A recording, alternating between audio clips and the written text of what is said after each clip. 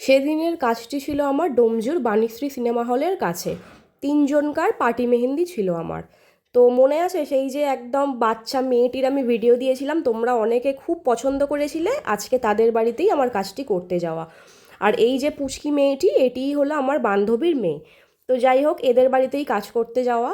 আর একটা কথা বলি, তোমরা অনেক দূর দূর থেকে আমাকে এই পার্টি মেহেন্দির জন্য মেসেজ করে থাকো। তো পার্টি মেহেন্দির জন্য আমার অত দূরে যাওয়া কখনোই সম্ভব নয়। আমি ডোমজুরের মধ্যেই পার্টি মেহেন্দি করে থাকি। এছাড়া দূরে তখনই যাওয়া সম্ভব যখন তোমরা অনেকজন মিলে পার্টি মেহেন্দি করবে, অথবা পার্টি মেহেন্দিটা খুবই গর্জেস হবে, তবেই আমার পক্ষে যাওয়া সম্ভব। এছাড়া আমি অত দূরে পার্টি মেহেন্দি করতে যাই না।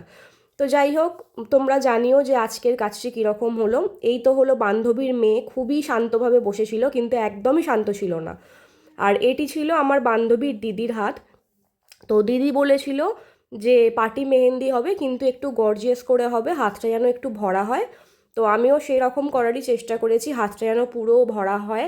আর দিদির খুব ইচ্ছা ছিল যে জামাইবাবুর নামটি হাতে লিখবে, যেহেতু অনেক দিন আগে কখনো হয়তো লিখেছিল, তারপর লেখা হয়নি।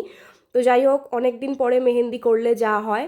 আর এই ছিল আমার বান্ধবীর হাত। বান্ধবীও বলেছিল, দেখ আমার ভাইয়ের বিয়ে হতে পারে, কিন্তু তুই আমার একটি হাতে আমার হাজব্যান্ডের নাম লিখবি আর একটি হাতে মানু লিখে দিবি আমার মেয়ের নাম। তো যাই হোক, বান্ধবীর বাড়ি গেছি, তো ডিনার তো না করিয়ে ছাড়বেই না, তো অগত্যা ডিনার করেই বাড়ি ফিরতে হয়। আর তারপর দেখো ওদের ব্যাক হ্যান্ডে কীরকম হয়েছে। ব্যাক হ্যান্ডে একটু হালকার ওপরেই রেখেছিলাম, ফ্রন্টের মতো অতটা হেভি হয়নি। আর এটি ছিল আমার বান্ধবীর হাত, তারও ব্যাক হ্যান্ডে এই টাইপেরই ডিজাইন সে বলেছিল, তার জন্য এটা করা। তো যাই হোক, কাজের শেষে বাড়ি ফেরা।